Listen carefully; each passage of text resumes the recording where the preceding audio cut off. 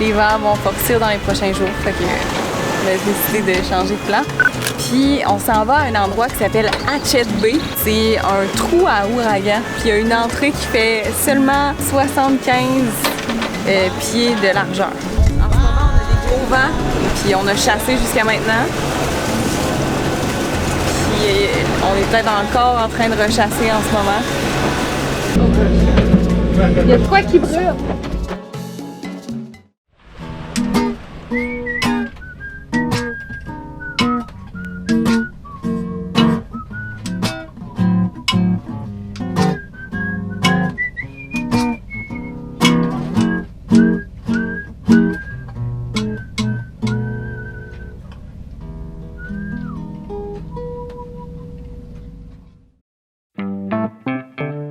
Ça fait déjà 2 mois et demi qu'on patauge dans les magnifiques eaux cristallines des Bahamas.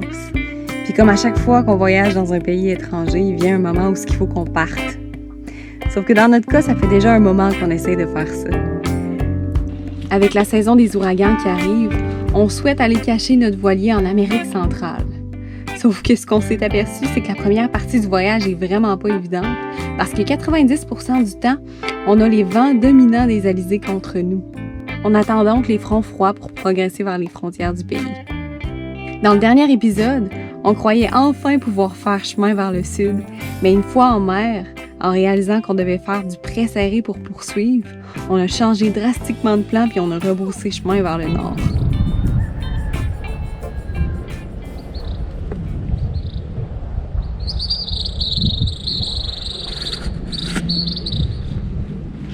Il y a des petits oiseaux.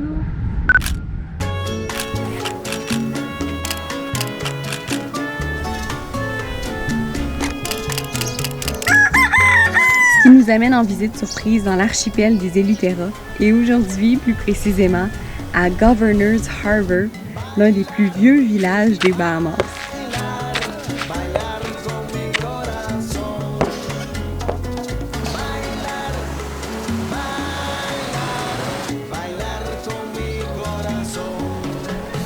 C'est quand même cool ici. La ville est vraiment vivante puis la flore est beaucoup plus riche que quoi que ce soit qu'on ait vu ailleurs aux Bahamas. L'endroit est reconnu pour sa grande plage de sable rose qui est causée par le mélange de sédiments de coquillages puis de coraux roses le long de la côte atlantique.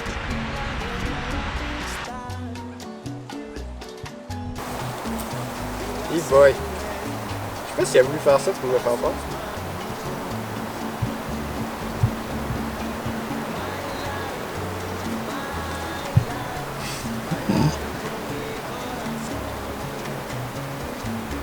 On se prend pas mal.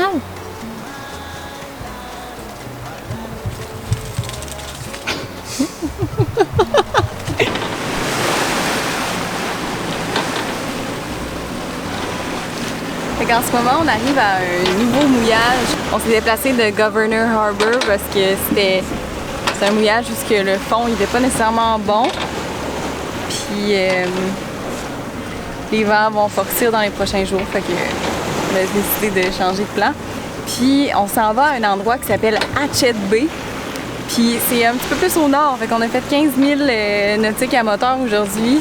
Puis ce qui est vraiment particulier de Hatchet Bay, l'endroit où on s'en va, c'est que c'est un trou à ouragan, en théorie. Théoriquement, c'est un trou à ouragan. C'est protégé 360, puis il y a une entrée qui fait seulement 75 pieds de largeur. Donc c'est serré quand même rentré, fait que c'est intéressant. À date, le paysage est tellement différent de ce que je suis habituée de voir. Il y a comme des falaises tout le long de la baie, du moins l'extérieur de la baie, c'est fou. J'ai jamais vu ça.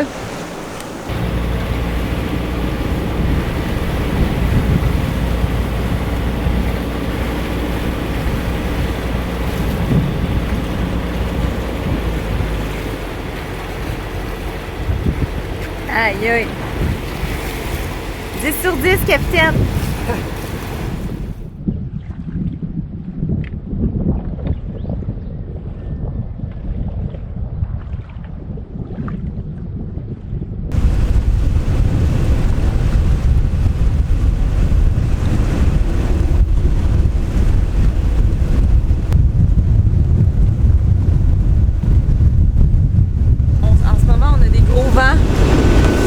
Éloi, ce qu'il a fait, c'est qu'on était parti, mais on est revenu au bateau tout de suite. Puis Éloi, il a parti le moteur. Puis il est en train de watcher en ce moment qu'est-ce que le bateau il fait. Puis on a chassé jusqu'à maintenant.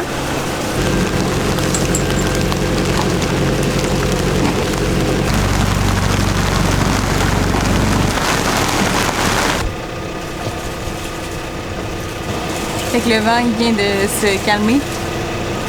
Puis Éloi il a pris le dinghy avec son wetsuit puis son masque, puis il est allé voir c'était quoi qui s'était passé avec notre ancre, puis après quoi elle tient en ce moment, pour essayer de comprendre comment ça marche si on chasse. Parce qu'on commence à être proche de la terre. On a chassé de 120 pieds de distance. Si je peux vous montrer notre trace sur le GPS, ça ressemble à ça. On a zigzagué pas mal. -1 pour l'ancre. Puis +1 pour le fond. J'ai aucune idée pourquoi, mais l'ancre était à l'envers. Au lieu d'être droite, elle était à l'envers. C'est impossible que ça tienne. OK. Le fond, il a l'air pas mal, le fond. Ah ouais? Ouais, c'est mou. Puis d'après moi, on va la setter. Puis je vais retourner plonger après, puis on va la remettre où est-ce qu'elle était. Il n'y a pas l'air d'avoir de problème avec où est-ce qu'elle était. Mais ça aurait jamais tenu. En fait, ça aurait continué à chasser à l'infini, elle était à l'envers. Ouais. C'est impossible que ça tienne. OK.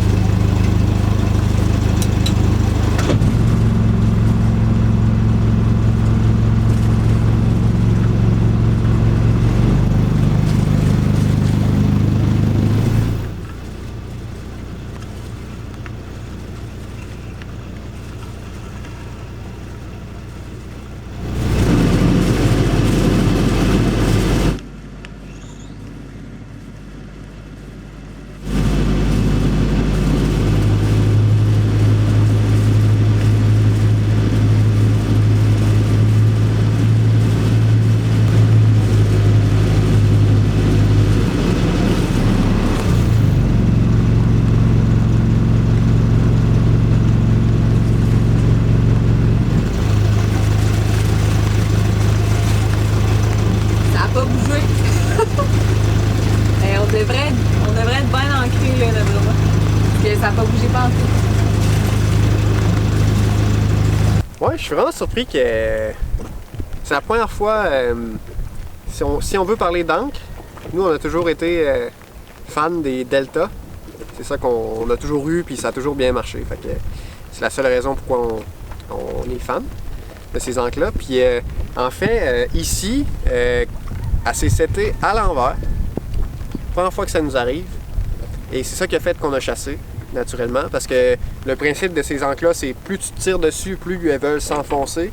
Leur forme fait en sorte que plus tu tires dessus, plus elles veulent s'enfoncer, puis donc plus il y a de résistance. Mais c'est ça, à l'envers, elles s'enfoncent pas. Fait que ça fonctionne pas. Si le vent il augmente, ça fonctionne pas. Puis pourtant, on avait bien reculé dessus, hein. Ouais. Comme d'habitude, assez fort. Là. Donc, ça veut dire que notre moteur, quand on recule dessus, il équivaut pas du tout à ce que équivaut 30 nœuds de vent. Donc ça, c'est bon à savoir quand même. Parce qu'on a eu des rafales à 30 nœuds de vent. Puis même à 25 nœuds, on chassait. Puis on a bien vu... en fait, l'ancre, là, elle est setée à l'endroit comme il se faut. Puis, ce que je me suis assuré un peu, ce que j'ai essayé de m'assurer, c'est que si elle met plein gaz à reculons pendant une courte période, l'ancre elle finit pas par... faut que l'ancre elle continue à se creuser puis se trouver un point où est-ce qu'elle reste fixe. Ce qui peut arriver, c'est elle creuse, puis là, peut-être que là, elle commence à reculer un peu, elle recule un peu, puis si par exemple, il y a juste ça de fond adéquat pour que l'encre se prenne, puis que si en dessous c'est de la roche, par exemple, tu peux, ce fond-là, c'est pas assez pour tenir l'encre. Donc, elle va creuser, mais elle va reculer un peu. Puis, ce qui peut arriver, c'est qu'elle ressorte. Puis que là, potentiellement, tu espères qu'elle se reprenne plus loin. Mais c'est un fond bizarre ici, il y a comme plein d'algues, c'est pas un fond qu'on est habitué. D'habitude, on mouille dans du beau sable fin, parfait, que tu laisses ton bateau puis t'es pas inquiet là, parce que la tenue est vraiment excellente. Mais ici, c'est plus touché un peu. Ouais. Mais c'est le fun qu'on n'ait pas eu de gros problèmes. En fait, tu sais, si le coup de vent à ce temps-ci de l'année, il aurait pu être plus violent.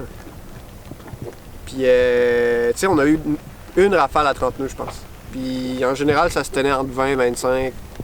C'était pas un très gros coup de vent. Parfois, on a eu un coup de vent une fois, il y a eu une rafale à 50 nœuds. Mais ça, avec l'ancre à l'envers, on aurait fait du chemin par là. Puis il se trouvait qu'on était C'était pas si loin des roches, là. On était à peu près à mi-chemin. Là. On avait dragué à peu près à mi-chemin des roches. Chassé, pardon. Pas dragué. Dragué 6.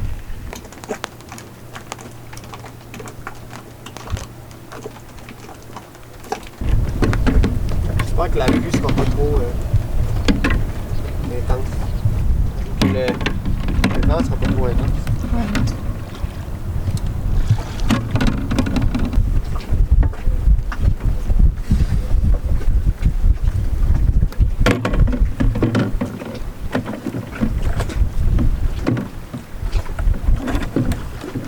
Pour ceux qui comprennent pas, Éloi, il met ça là parce que c'est nos drains de cockpit, nos drains de pont, pardon. Fait que ça fait que toute l'eau qui s'amasse sur le pont va aller dans les chaudières. Puis ça va nous faire de l'eau d'extra. Pour faire le lavage. Faire le lavage. Plein d'affaires.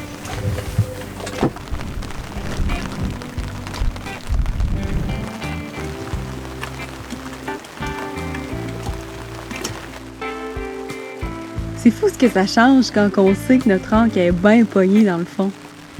Déjà, ça nous amène à se rappeler tous les avantages des gros nuages noirs puis de la pluie battante. On devient soudainement riche d'eau douce. On remplit nos réservoirs à leur pleine capacité. Puis on se fait quelques sauts d'extra pour avoir des vêtements propres. On finit même par avoir une vraie longue douche d'eau douce. À travers les orages, on a fini par voir une nouvelle fenêtre météo se dessiner pour nous, de façon à ce qu'on puisse rejoindre la frontière du pays. Une nouvelle tentative, cap vers le sud. Il y a un départ de prévu bientôt.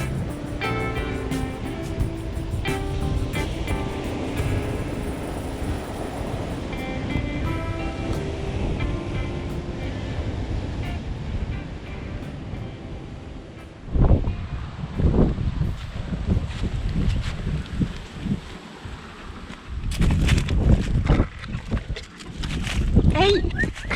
Non, oui! Stop! Il y a des chiens avec nous. Ils nous ont suivis. Oui, chiens, ils veulent la manger. Oh, hello.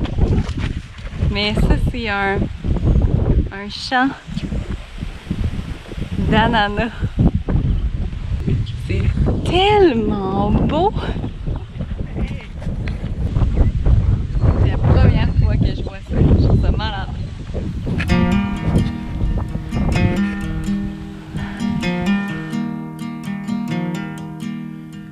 When I acted proud, but I needed you.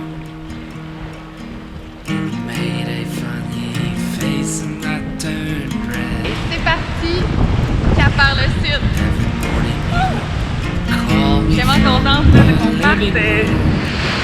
Wow, checkez ça, les falaises en arrière. C'est tellement beau. be awake in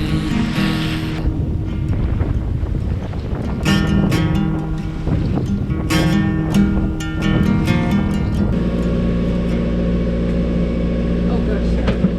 Il y a de quoi qui brûle.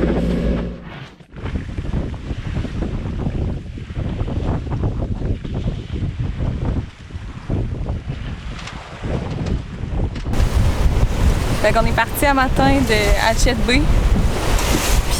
Puis on venait de partir, le moteur était en marche, tout ça. Puis j'arrive pour mettre en marche notre inverteur. parce qu'on le ferme la nuit, puis là, je voulais l'ouvrir pour charger mes batteries de caméra. Puis au moment où je pèse sur le bouton, j'entends genre... Puis ça commence à sentir le brûler. Fait que là, je le ferme automatiquement, puis là, ça commence à boucaner. Fait que là, je dis à Éloi, viens voir, tu sais, parce que j'ai peur que ça pogne en feu. Puis là, il vient voir, puis finalement, il n'y a pas de feu qui est parti, rien, mais il y avait juste de la fumée, puis ça sentait le brûler. On va probablement faire une investigation là-dessus, parce que c'est vraiment bizarre. Mais c'est poche qu'on ait plus d'inverter, parce que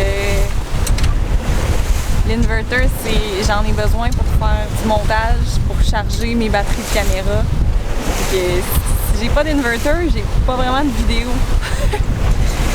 Pour ceux qui connaissent pas ça, un inverter, en fait, c'est un onduleur. Puis ce que ça fait, c'est qu'étant donné que nous, toute l'électricité qu'on utilise vient d'une banque de batterie 12 volts. 12 volts, c'est le courant qui sort d'une prise cigarette dans une voiture. Puis c'est un courant, c'est une forme de courant qui est différent que celui qu'on a dans nos prises à la maison, qui sont des prises 110 volts, ou en tout cas en Amérique, c'est ça. C'est pas le même type de courant. Puis un onduleur avec un inverteur, ce qu'on a cramé, c'est à quoi ça sert? Ça sert à transformer le courant 12 volts en courant 110 volts. Ce qui fait que je peux comme utiliser des prises comme à la maison pour brancher mon ordi, charger mes batteries de caméra, puis d'autres trucs, tu sais. Mais là, c'est juste comme...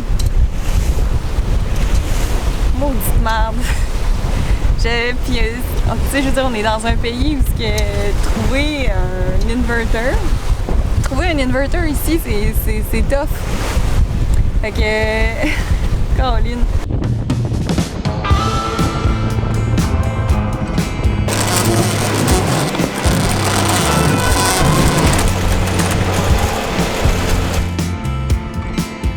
On espère grandement trouver une solution pour l'inverteur. Mais sur ce, j'espère que vous avez aimé la vidéo. Si ça vous a plu, n'hésitez pas à mettre un j'aime et à vous abonner à notre chaîne pour voir la suite des aventures. Sinon, je tiens à faire un gros remerciement à tous nos contributeurs Patreon qui nous encouragent à toutes les semaines. Merci d'être avec nous. Merci aussi à Kevin, Sylvain, Jocelyn Desrochers, Serval, Kevin Diesel, Thierry Adet, Alain Brisebois, Jean-François Gibson, Alain et Linda et Sophie Vézina qui sont nos nouveaux contributeurs Patreon. Bienvenue parmi nous. À bientôt tout le monde.